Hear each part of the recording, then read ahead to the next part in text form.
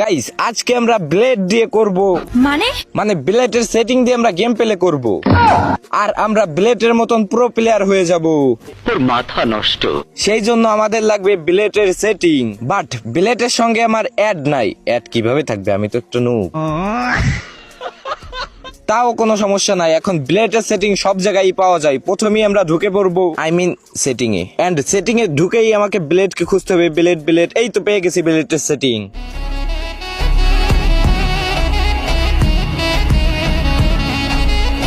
এবং ব্লেডকে লাগিয়ে থুকু ব্লেডের সেটিং লাগিয়ে আমরা লন অফ স্টার্ট করে দেব।